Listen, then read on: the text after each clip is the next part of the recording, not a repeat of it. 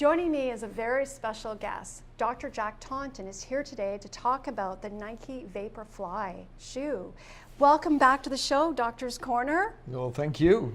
It's tremendous, Christine, to be here again. I'm super excited to talk about the Nike Vaporfly. Right. Well, the Vaporfly, you've got an example here. You're looking at literally millions of dollars of research that Nike has put into this shoe. And to step back a moment, Christine, 2 years ago, Nike decided they wanted an attempt to break 2 hours. And it was a challenge. And Adidas has stepped up in part, but haven't completed, and we'll see if Adidas does come through. But this all started 2 years ago, mostly based out of Beaverton, which is the world headquarters for Nike, and they selected 20 world-class runners, primarily from Kenya and Ethiopia, a few Americans, and these athletes had all broken 2:05 in the marathon. So to give you a perspective, in the Vancouver Marathon this year, it was won in 2:25. On the weekend in Victoria, it was won by a Kenyan in 2:22. So you can see that improvement, that they looked at the 2 hour mark, much like the Bannister Landy breaking of the 4 minute mile, and then many sprinters attempt to break 10 seconds for 100 meters. So they said, we're going to pull out all stops. They brought in scientists, they brought in coaches, Paula Radcliffe's coach, and they knew that Paula had broken the world record for the marathon by 2.5%. And when they did the calculations from the current world record at that point, in 2014, an Adidas athlete, Dennis Camano, he ran 2:02:50. 2:02:50. And so that's where the record has been stuck since 2014. And so they figured 2.5%, we should get us down to 2 hours. They selected these athletes, they trained them, they had competition, they put them in environmental chambers because the site selected was the Monza, Italy, the Monza F1 track park. And there is a junior track, and with this track, it's 17.5 laps to complete your 26 miles. And over that course of that 26 miles, there's only a variation of less than 10 feet. They thought it might be humid. They didn't think it would be that warm. As it was, it ended up being 55 degrees Fahrenheit, and it ended up being 79% humidity. So they had in Eugene all the athletes they selected, and as they were whittling this team down, and ultimately it ended up being 3, they had them all train. They had them worked with them, because the ultimate winner that broke the world's record actually last weekend in Berlin, Kip Koji, another Kenyan that won the Rio Marathon, he didn't really drink much fluids, and he didn't take much energy, like gels or carbohydrate. So he went with his coach to Spain, trained for a while to get used to drinking fluids, because they knew from his best at 2:03:50, he was to get down. Now he was going to have to take 3.5 minutes, or a little bit more, to get down to 2 hours. So we've got the course. They've got a course that's got trees all around it, no wind. Not much elevation, only 10 feet over the 26 miles. They worked on their training, they worked on humidity, they worked on fluid and electrolyte, replacement. And the other item that they worked on was to develop this special shoe, which is the Nike Vaporfly 4%. 4%. And this is a very unique shoe in that it is very stiff in the forefoot. You can hardly bend it.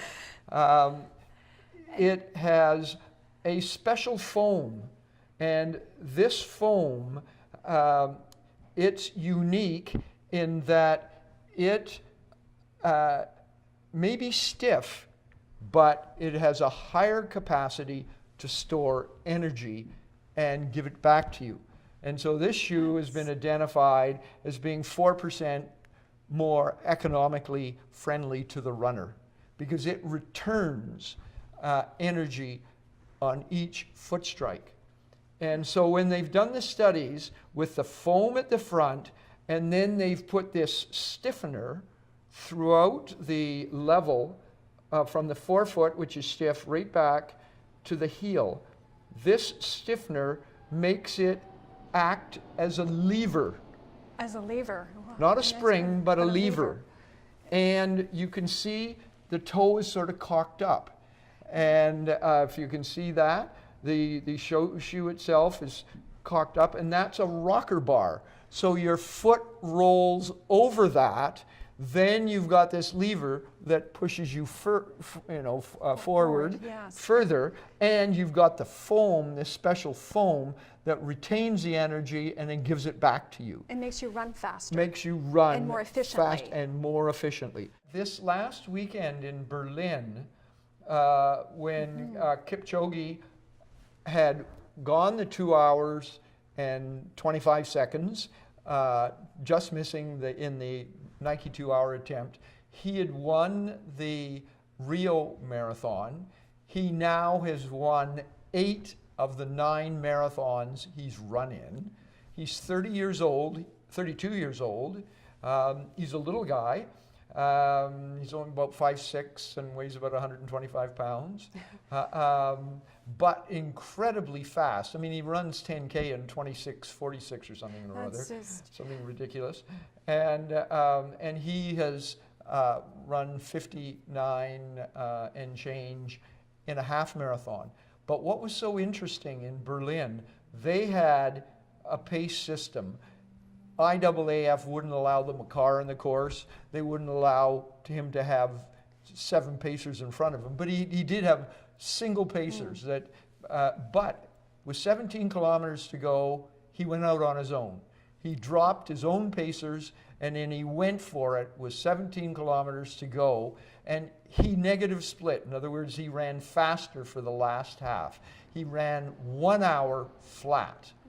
Sub 2 hours is possible? Oh yes, we said that it never would be. And this is interesting. I'm not sure if you can catch this, and you might be able to see this. Well, this is at 2 hours and 8 here. Came down to 2:05, 2:06, and then dropped with our Adidas athlete. Let me cut at 2:02:50, and then they needed that 2.5% improvement to get it back down. And when you think that 2 hours and 10, I mean, I coached the New Zealand marathon champion who was New Balance's fastest, and he came third in New York, third in Chicago, fourth in New York, won Sacramento, won the Sun Run here, lived with us for 5 or 6 years. I mean, he was a 2:10 marathoner. Peter Butler here, Peter ran 2:10. He and Rex were almost identical times and raced each other and were at the World Cross Country Champions just steps apart. And so we've definitely had 2:10 marathoners here. And we know how fast they were because we trained with them, we raced with them. And we thought, okay, well, maybe for these two runners for Peter Butler and for Rex. And if Paul Williams had a good day, Paul had run 2:13 and Art Boyle had run 2:13, won LA twice. If they had a super day and it was dead flat and it was cool and they got their carbohydrates and their electrolytes right, you know, we could have possibly expected a 2.7, 2.8. But now we add Yes. additional 4%. 4%. With this, and we want to know, how long does this shoe last? You're paying $325 for it. How long does it last? And what about comfort? What about pain? And for us, what about injury? And Yes. so those are the big things that we've done over the 30 years that I've done the research with Nike World. And with Michael Ryan and our team that we've had on here, and Maha with the gender study. And then that's going to be another issue. This shoe needs to be gender tested. We're glad you're in it. You're going to run, Yes. you've been training in it. Now's the time to race in it. I will. And we'll see, because Thank you. this shoe, we haven't seen any data on you know, female athletes running in it, but I'm sure they'll do well. Thank you very much, Dr. Taunton, for coming on the show. We'll have you come back in January. Okay. And we'll be right back after this break.